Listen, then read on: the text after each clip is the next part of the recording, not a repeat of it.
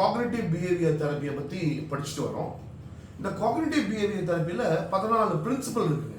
இந்த பிரின்சிபல் தான் வந்துட்டு சிபிடியோட கைடிங் லைட். அதாவது நம்ம ஒரு 10 செஷன் வைக்கிறோம்னு வைங்களேன், இந்த 10 செஷன்லையும் இந்த பிரின்சிபல்ஸை வந்து நம்ம வந்து ஃபாலோ பண்ணணும். மொத்தம் 14 பிரின்சிபல் இருக்குது. அதில் வந்து ஒரு சில பிரின்சிபல்ஸை நம்ம இன்னைக்கு இந்த வீடியோவில் பார்ப்போம். ஃபர்ஸ்ட் பிரின்சிபல் என்னன்னாங்க, சைக்கோ எஜுகேஷன் அப்படிங்கிறது மிக முக்கியமான ஒரு பகுதி. சிபிடி சைக்கோ எஜுகேஷன் என்பதை வலியுறுத்துகிறது. இதுதான் வந்து ஒரு பிரின்சிபல். இந்த சைக்கோ எஜுகேஷன் என்ன? இப்போ சிபிடியில் யூஸ் பண்ணி நம்ம வந்து ஒரு கவுன்சிலிங் பண்ணுறோம்னு வைங்களேன், எடுத்த உடனே வந்துட்டு தெரபிஸ்ட் வந்து ஒரு கவுன்சிலிங் ஆரம்பிச்சிட மாட்டாங்க. இப்போ நாங்கள் வந்துட்டு என்ன பண்ணோம், நம்ம ரீமா பொண்ணு இருக்கு இல்லைங்களா, அதுக்கு நாயை பார்த்தா பயம். ஸோ நாங்கள் வந்துட்டு ரீமாவை வந்துட்டு ஒரு சைக்காலஜிஸ்ட்டை கூப்பிட்டு போனோம். அவர் வந்து சிபிடி யூஸ் பண்ணி தான் ரீமாவுக்கு சிகிச்சை கொடுத்தார். அப்போ ஃபர்ஸ்ட் அவர் என்ன பண்ணார், பிரச்சனையெல்லாம் புரிஞ்சுக்கிட்டதுக்கு அப்புறமா ஃபர்ஸ்ட் ரீமாவுக்கு காக்னிட்டிவ் மாடல் இல்லைங்களா, இந்த காக்னிட்டிவ் மாடலை ஃபர்ஸ்ட் சொல்லி கொடுத்தாரு. ரீமாவுக்கு சொன்னார், இங்கே பாருமா, காக்னிட்டிவ் மாடல்னா என்னன்னா, நீ வந்து ஒரு சுச்சுவேஷன் இருக்கு, சுச்சுவேஷன் நாய் ஓடி வருது, நாய் ஓடி வரும்போது உனக்கு ஒரு திங்கிங் வந்துச்சு, அதுக்கப்புறமா அதனால் வந்துட்டு உனக்கு ரியாக்ஷன் வந்து, அந்த ரியாக்ஷன் 3 விதமான ரியாக்ஷன் இல்லைங்களா, ஃபிசியாலஜிக்கல் ரெஸ்பான்ஸு, பிஹேவியரு, எமோஷன், இதெல்லாம் வந்துச்சு. இப்போது இந்த 3 விதமான ரியாக்ஷனுக்கு காரணம் சிச்சுவேஷன் கிடையாது, உங்களோட திங்கிங் தான் அப்படின்னு சொல்லிட்டு அதுக்கான எக்ஸாம்பிள்ஸ், ஒரு 4-5 எக்ஸாம்பிளை வந்து ரீமாவுக்கு கொடுத்தாரு. ரீமாவுக்கு கொடுத்துட்டு ரீமா கிட்ட இருந்து ஒரு 2-3 எக்ஸாம்பிளை கேட்டாங்க. நீ எனக்கு இது உனக்கு புரிஞ்சிச்சாமா அப்படின்னு கேட்டாரு. அவங்க புரிஞ்சிச்சு அப்படின்னாங்க. அப்போ நீ எனக்கு ஒரு எக்ஸாம்பிளை சொல்லுமா அப்படின்னாரு. உடனே ரீமா ஒரு எக்ஸாம்பிள் சொன்னாங்க.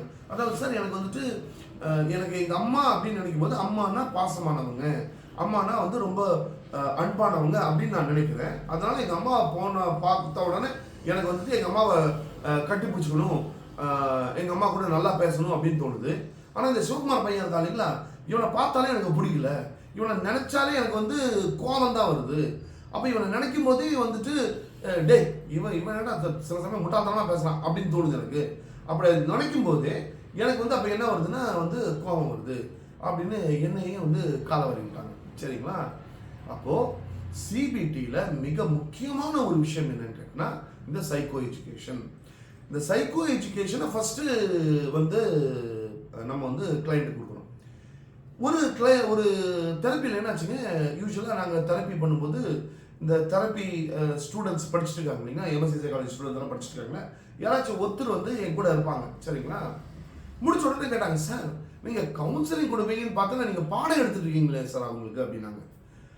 அதாவது மிக முக்கியமான ஒரு விஷயம் புரிஞ்சுக்கணுங்க, சிபிடியில் கவுன்சிலிங் கொடுக்குறது சைக்கோ எஜுகேஷன், பாடம் நடத்துறது தான் ஃபர்ஸ்ட்டுங்க.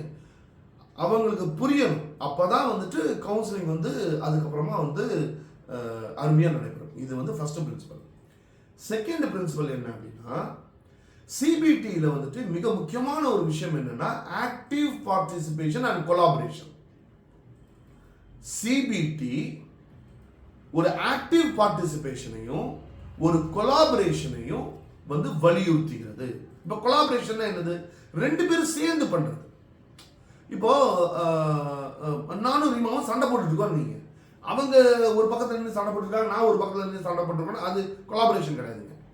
இப்போ நாங்கள் 2 பேரும் ஃபேஸ் டு ஃபேஸ் பார்த்து 2 பேரும் ஒரு டிஸ்கஸ் பண்ணுறோம், ஒரு ஆர்கியூ பண்ணுறோம் அப்படின்னா கொலாபரேஷன்.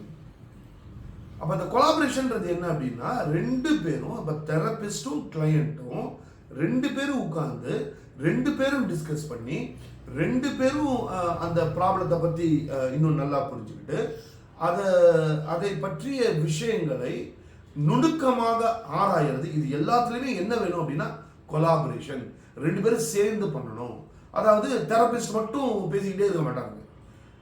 சிபிடி கவுன்சிலிங்கில் பார்த்தோம்னா தெரபிஸ்ட் வந்து கொஞ்சம் கம்மியாக தான் பேசுவார். அவர் வந்து சைக்கோ எஜுகேட் பண்ணுவார். சைக்கோ எஜுகேட் பண்ணிட்டு கிளைண்ட்டு நிறைய பேச சொல்லுவார். அன்றைக்கி பார்த்தீங்கன்னா அவர் வந்து ஒரு 2 எக்ஸாம்பிளை கொடுத்துட்டு முடிச்சிட்டாருங்க நம்ம சைக்காலஜிஸ்ட்டு. இந்த ரீமா பொண்ணு இல்லைங்களா 10 எக்ஸாம்பிளை கொடுத்துச்சு. கடைசியில் சைக்காலஜிஸ்டே சொன்னார், போதுமா நிறுத்திடுமா அப்படின்னாரு. இல்லை சார் நான் இன்னொன்று சொல்கிறேன் அப்படின்னு. தயவு செஞ்சு வேணாம், அவனுக்கு புரிஞ்சிருச்சுன்னு எனக்கு புரிஞ்சிருச்சு, நம்ம அடுத்ததுக்கு போகலாமா அப்படின்னாரு. அந்த லெவலுக்கு நம்ம ரீமா பண்ண அவரை கொண்டு வந்து விட்டுருச்சுங்க. கடைசியில் அவருக்கே கவுன்சிலிங் கொடுக்க வேண்டிய ஒரு சுச்சுவேஷன் ஆயிடுச்சுன்னா பார்த்துங்களேன். அதாவது கொலாபரேஷன் அப்படிங்கிறது ரொம்ப முக்கியமான விஷயம். அடுத்தது ஆக்டிவ் பார்ட்டிசிபேஷன். கிளையண்ட்டும் தெரபிஸ்டும் 2 பேரும் ஆக்டிவாக என்ன பண்ணணும், பார்ட்டிசிபேட் பண்ணணும். இது வந்து தெரபிஸ்ட் மட்டும் வந்துட்டு உட்காந்து பேசிக்கிட்டு இருக்க மாட்டாரு. கிளையண்ட் வந்து அப்படிங்களா அப்படிங்களா அப்படின்னு சொல்லிட்டு போயிடுறது, அது கிடையாது. Active participation. இப்போ சைக்கோ எஜுகேஷனில் தெரபிஸ்ட் என்ன சொல்லுவாருன்னா, இந்த தாட் ரெக்கார்ட் ஷீட்னு ஒன்று இருக்குங்க. இந்த தாட் ரெக்கார்ட் ஷீட்டை கொடுத்து இதை ஃபில்அப் பண்ணுங்க அப்படின்வாரு. இந்த தெரபிஸ்ட் என்ன பண்ணுவாருன்னா, ஃபர்ஸ்ட் அவரு ஃபில்அப் பண்ணி காமிப்பாருங்க. அவரு ஆக்டிவ் பார்ட்டிசிபேட் பண்ணுவார். அதாவது அவரு ஃபில்அப் பண்ணி காமிப்பாரு. அவர் வாழ்க்கையில் நடந்த ஒரு விஷயங்கள், இல்லை அந்த கிளைண்ட் வாழ்க்கையில் நடந்த ஒரு விஷயத்தையோ ஏதாச்சும் ஒன்று அந்த தாட் ரெக்கார்ட் ஷீட் அப்படின்றதுல தாட் என்னது, அந்த தாட்னால என்ன விளைவுகள் வந்துச்சு, ரியாக்ஷன் என்ன இருந்துச்சு, ஃபிசியாலஜிக்கல் ரெஸ்பான்ஸ் என்ன இருந்துச்சு, எமோஷன் என்ன இருந்துச்சு, இந்த வந்து ஆல்டர்னேட் தாட், இந்த தாட்டுக்கு பதிலாக இன்னொரு தாட்டை வச்சா என்ன வரும் அப்படின்றத எழுதி தெரபிஸ்ட் வந்து காமிப்பார். அன்றைக்கி அந்த சைக்காலஜிஸ்ட் என்ன பண்ணார் தெரியுங்களா, அவர் வந்து சிவகுமாரை பார்க்கும்போதே உங்களுக்கு கோவம் வருது. கோவம் வரும்போது என்ன வருது, உங்களுக்கு வந்துட்டு 4 சாப்பிடலாமாடா அப்படின்னு உங்களுக்கு தோணுது, சரிங்களா? அப்போ அந்த தாட்டு மாறிச்சுங்களா, இல்லை சிவகுமார் வந்து ரொம்ப நல்ல மனுஷன், அவர் வல்லவர், ஒரு நல்லவர் அப்படின்னு ஒரு தாட்டு வந்துச்சுன்னா, அப்போ அந்த ஃபிசியாலஜிக்கல் ரெஸ்பான்ஸ் என்ன வரும், அப்போ வந்து ஃபிசியாலஜிக்கலாக நீங்கள் வந்து கொஞ்சம் ஹாப்பியாக ஃபீல் பண்ணுவீங்க, எமோஷன் ஹாப்பியாக இருக்கும். அதே மாதிரி வந்துட்டு உங்களுக்கு உங்களுக்குள்ளே இருக்கிற திங்கிங் அப்படின்றது இன்னும் பாசிட்டிவாக மாறும். இதை வந்து சொல்லி கொடுத்தாருங்க. அப்போ இதை சொல்லி கொடுக்கும்போது இது ஆக்டிவ் பார்ட்டிசிபேஷன். இதை சொல்லி ரீமாக்கிட்ட அவங்கள ஒன்று எழுத சொன்னார். நீங்கள் எனக்கு முன்னாடியே ஒன்று எழுதி காமிங்க அப்படின்னாரு. அப்போ ரீமாவும் என்ன பண்ணாங்க, ஒரு தாட் ரெக்கார்ட் ஷீட்டாக ஃபில்அப் பண்ணி காமிச்சாங்க. அப்புறம் அவர் என்ன சொன்னார், நீங்கள் வீட்டுக்கு போயிட்டு எப்பெல்லாம் வந்து உங்களுக்கு நீங்கள் ஒரு நாயை பார்க்குறீங்களோ அப்போ இமிடியேட்டாக என்ன வருதுன்றத வருதோ அதை வீட்டுக்கு வந்துட்டு இந்த ஷீட்டில் எழுதிடணுமா அப்படின்னாரு. அப்போது அந்த கிளையண்ட்டும் அதை பண்ணணுங்க. அப்போ இது என்னென்னா ஆக்டிவ் பார்ட்டிசிபேஷன்.